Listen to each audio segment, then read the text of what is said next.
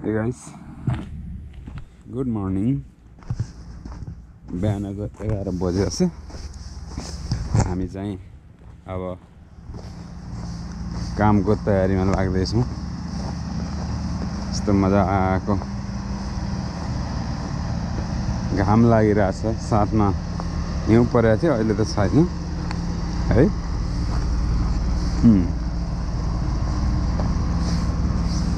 ठाउँ त के बताउनु र, संसारकै सबैभन्दा सुन्दर सुखी देश हो। I like it.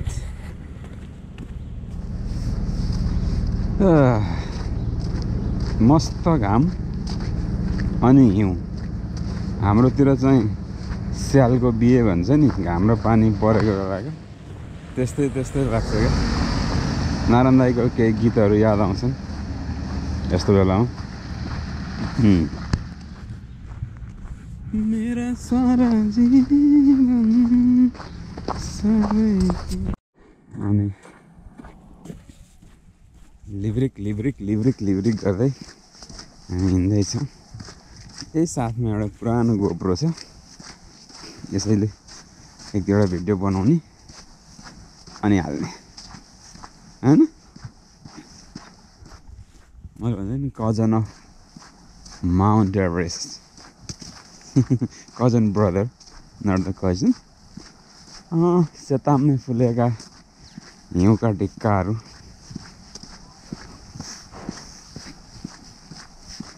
खासमा प्रकृति आफै यति सुन्दर छ के, तर सबै बिगार्ने चाहिँ मान्छे नै हो कि।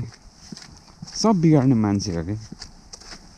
प्रकृति कहिले पनि निर्मम हुँदैन, त्यसलाई अनकन्ट्रोल बनाउने, इम्ब्यालेन्स बनाउने चाहिँ मान्छे हुन् कि। अब यति सुन्दर दृश्य छ, यस्तो स्वच्छ हावा छ, यहाँका मान्छेलाई पनि दुःख छैन के। किनभने गभर्मेन्टले यहाँको जनताको लागि चाहिने फेसिलिटी, आवश्यक इन्फ्रास्ट्रक्चरहरू डेभलपमेन्ट गरिदिएको छ हैन। बाटो बनाइदिएको छ, खानेपानी पुर्याइदिएको छ, अस्पतालहरू, ब्याङ्किङ सर्भिसहरू सबै नै दिएको छ। त किन दुर्गम हुनु, किन विकट हुनु र हैन। हुन त यो पहाड हो।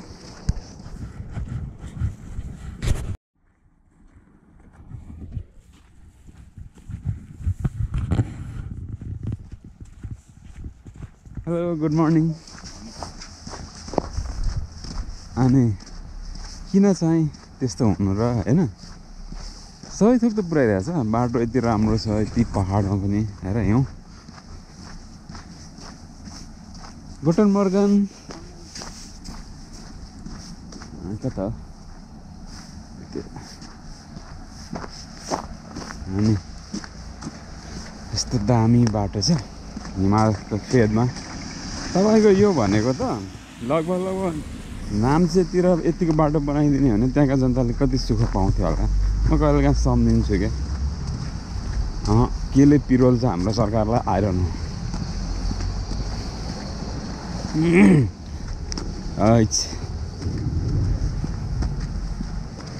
त्यति मजाको हिमालमा हिउँ झरिरहेछ। दिउँसो मस्त घाम लागेको छ। कहिलेकाहीँ चाहिँ घाम लाग्दैन, त्यो बेला चाहिँ अलिकति चिसो नै हुन्छ। नत्र भने चाहिँ दिउँसो घाम लाग्यो भने चाहिँ मौसम एकदमै मेस्मराइजिङ नै हुन्छ क्या।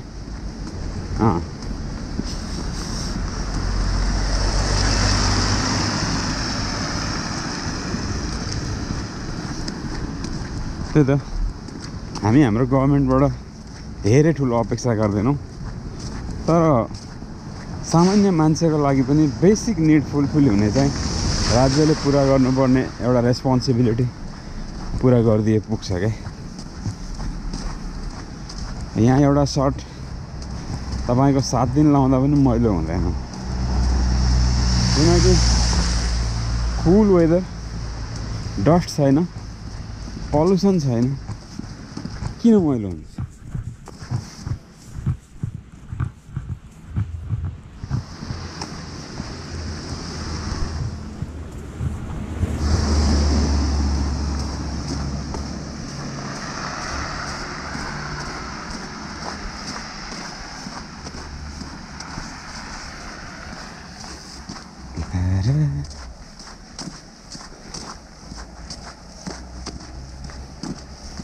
चिसो चिसो हावामा त्यसै मन बरालिन्छ चिसो चिसो हावामा त्यसै मन बरालिन्छ के भो आधी रातमा यो मन तिमीलाई नै खोज्दछ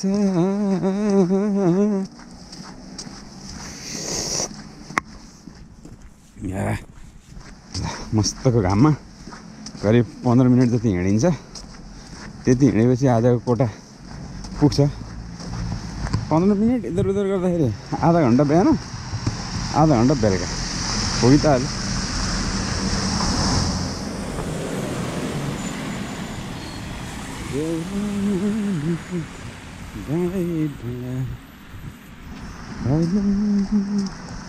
तिम्रोतिर लौकन्छ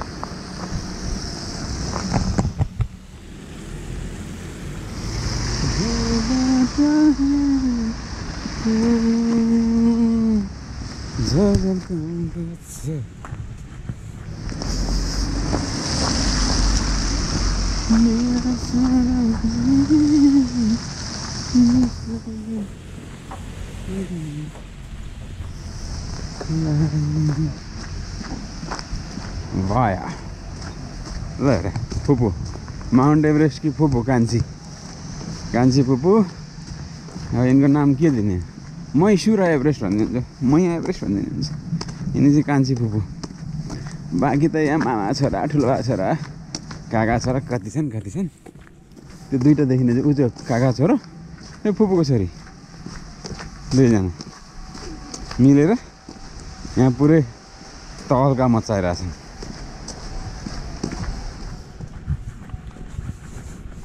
ल गाइस अब हलो जोत्ने ठाउँ आयो यसो आएको बेलामा केही काम नपाएर भन्छ नि मान्छेले काम पाएन भने भैँसीलाई मेहन्दी लाएर बस्छ हो त्यस्तै हो म चाहिँ अनि टक्क काम गरिन्छ केमा भनेर नसोध्नु हैन आहा हिउँभन्दा चिसो आगोभन्दा तातो हो तिम्रो हाम्रो सानो रहेछ रगत भन्दा रातो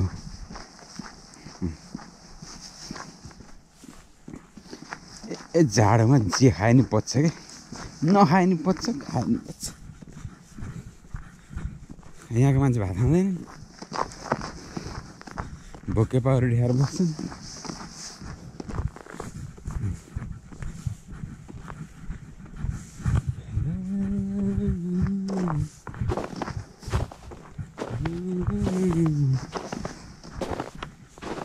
हिमालको पानी भन्दा चोखो तिम्रो माया बरसातको बादल भन्दा शीतल तिम्रो छ हिमालको पानी भन्दा चोखो तिम्रो माया बरसातको बादल भन्दा शीतल तिम्रो छाया त्यस्तै नै हो कि तिम्रो र मेरो कसको सानो बाँधी लायो भन मेरो सानो गीत कसको सानो बाँधी लायो भन मेरो यहाँ कसैलाई कसैको मतलब छैन आफ्नो काम गर्यो, कामसँग मात्र मतलब हुन्छ हैन।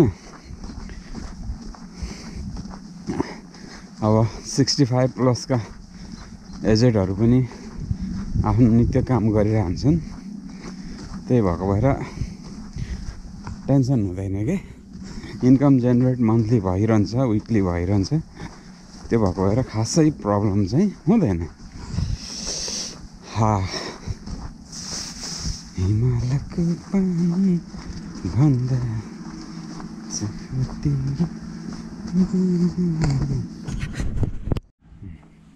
यस्तो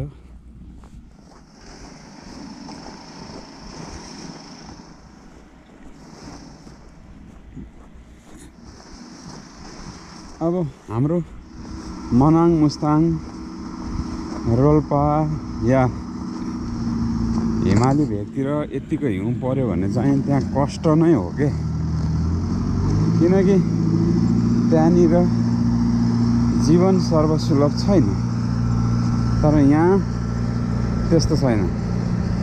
यहाँ चाहिँ गभर्मेन्टले एभ्री म्याटरमा सुविधा दिएको छ, सबै चिज पुऱ्याइदिएको छ। त्यो भएको हुनाले नो प्रब्लम। मर्निङ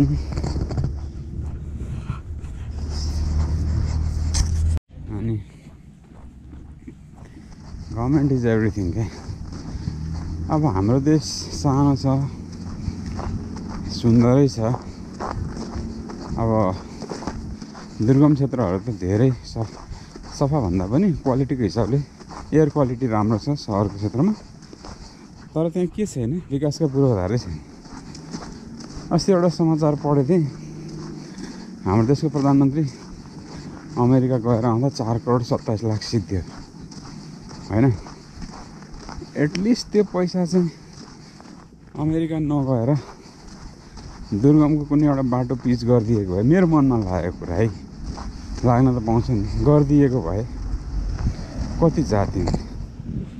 चाइनाको राष्ट्रपति सी जिनपिङ लगभग 4-5 वर्ष आफ्नै देशमा बस्यो, विदेशै गएनन्। हुँदो रहेछ त।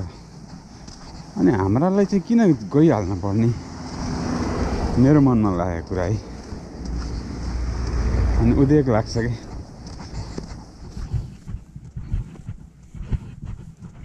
कमसेकम सर्टेन इयर्सभरि 2 वर्ष 4 वर्ष 5 वर्ष कोही पनि नेता, कोही पनि कर्मचारी विदेश नगएर आफ्नै देश बनाउनु के। अब यसमा नि देशको राजनीति कुरा गरे भन्ठान्ला। राजनीति हरेक मान्छेको चेतनामा हुन्छ, हुनु पनि पर्छ, आस्था हुनुपर्छ। किनभने हामीले तिरेको प्रत्यक्ष अप्रत्यक्ष करले नै उनीहरूले तलब खाइरहेको छन् भने त्यसमाथि बोल्नलाई हाम्रो राइट छ, यति भन्छु कि हैन। बाँकी हिउँको मजा लिनुहोस्।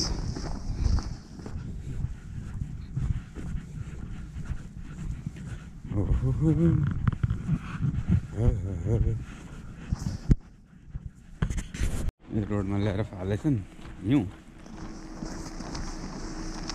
अब लागौँ एकछिन यो एरियातिर। फुलै फुल मात्र पनि होइन रहेछ जीवन, काँडा बीच फुल्ने रहेछ जीवन, मात्र पनि होइन रहेछ जीवन।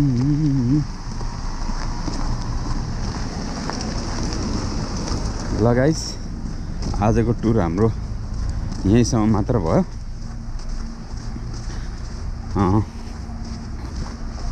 अब म यहाँ एकछिन ब्याङ्कमा काम छ, त्यो काम फिनितो गरेर अनि लाग्ने हो।